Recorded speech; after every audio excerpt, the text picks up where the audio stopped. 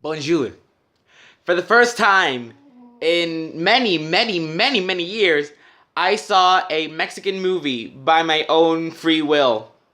It's kind of ironic and actually kind of awful that I, as a Mexican, do not like watching stuff in Spanish and even less stuff in Mexican actual movies. But this one was amazing. Mm. Okay. No bad deal. So you can see by title, this movie is called El arte de engañar. Translation: the art of cheating. The art of cheating, or the art Basically. of embezzling or something. Well, it's not embezzling because it's not money. Well, actually, it kind of is. Actually, no, they don't treat money great. Basically, the story about this couple that he snares, he enchants. Oh, she chats up women and introduces him to her husband. Rich woman. They're. Oh yes. Can I do? Hi.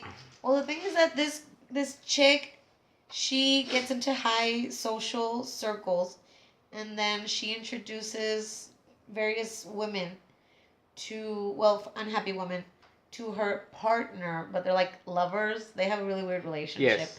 Like they're a thing, but they're not a thing. So after he meets the ladies, he chats them up, and then he charms them into his bed, and then the chick, and then the lady partner, she takes pictures through a two-way mirror, and then they extortion with, well, it's basic. They pictures, have them having sex with another man, they blackmail them, and they get a shit ton of money. And for this one job, the woman he was trying to charm got way too into the charming, and she ended up killing herself, and it was awful. And then all hell breaks loose after she kills herself because, well, he was sleeping with the lady who killed herself.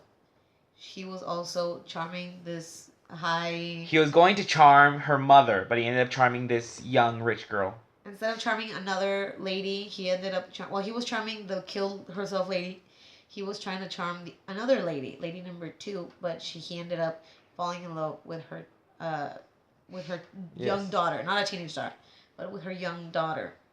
And then everything happens because a very sad what was her name? What was her name? Anna Halter. Anna Halter. She was so distraught by the fact that he left her. He played her. Yes, and she killed herself, and it was awful. And then when he realized that he's in love with the young daughter, he goes to Estella, his partner, and he's like, "We have to break up because I'm in love with her."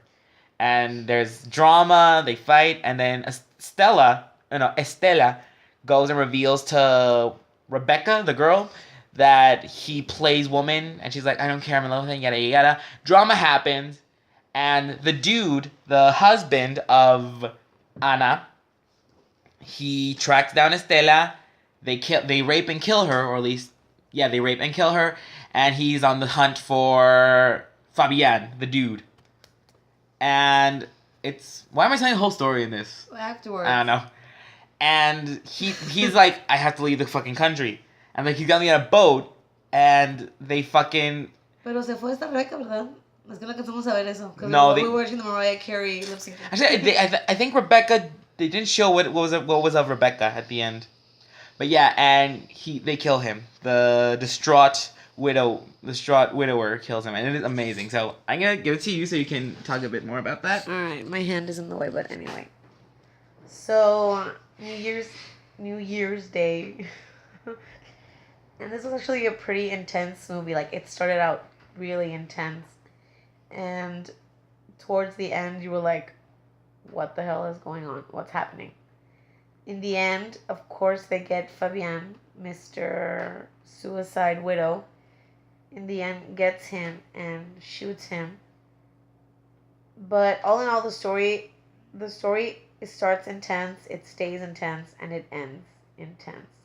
So it's like, what the hell am I watching? And it's really cool. They don't really delve too much or dwell too much into a lot of storylines. Yeah, it's like a character story arcs. But you need, it's like a need to know basis. Like, everything that happens is revealed to you as the story goes along. So I'm gonna give this story I'm gonna give it an 8.5 out of 10. Okay, a 9. I'm gonna give it a 9 just because it was really dramatic. It was really over the top. Well, it was 70s Mexican cinema. Cinema. It was so dramatic. We're still dramatic as shit. Have you seen some of those? It was really dramatic. It was really over the top. The makeup, the hair, and where they were living, everything. So I'm gonna give it a 9 out of 10 because it was just so freaking dramatic and it was so much fun to watch. I'm gonna pass this over to Ryan, and he can take it from here. Oh, and I really, really liked, like, well, what can I say? Like the characters, because they were like, yes and no, and fuck you, and I in don't. love, and And then this young girl, the Rebecca chick that falls in love with Fabian because they fall in love with each other. She literally follows him to the other side of the country, and then she leaves for some reason.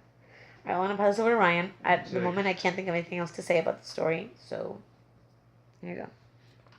So now we've told you the entire story of this movie. My 3 criterias: badassery, sass, and feels. Badassery. Not in the extreme way, but I definitely love Estela. She's savage as fuck. I loved her character.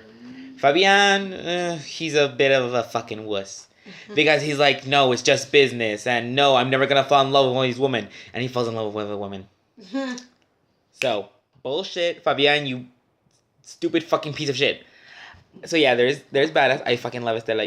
It's a shame they killed her.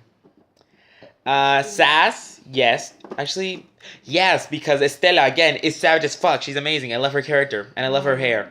I need wigs like what's her name? Anel. She's played by Anel, famous model and actress here in Mexico. Well, as far as I know. Yeah, she is. And feels. I googled her.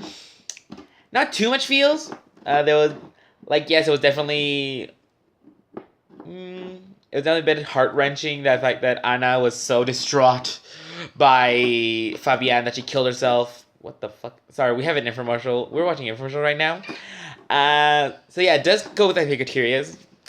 And yeah, it's a very enthralling story, very entertaining. If you understand Spanish, definitely watch it. It's amazing. It was very enthralling. I never watch Mexican movies because I don't like stuff in my native language. I'm an awful person. But yeah, it's a great story, very entertaining, great characters, quite a good cast for the 70s era of Mexican cinema.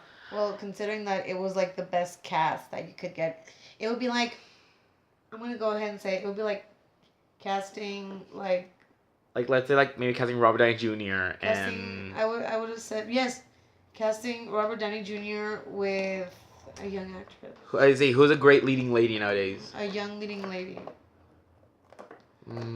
Just because I can't think of anybody else, I'm just gonna say Jennifer Lawrence, like somebody that's a really big name. No, I would say RDJ and Emma Watson. There you go. Yes. That's the one.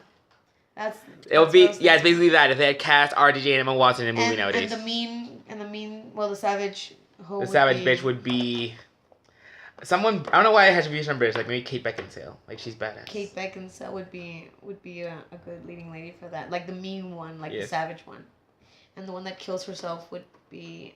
Someone a bit more. Actually, I don't know who. I would say classy. Yes, like maybe.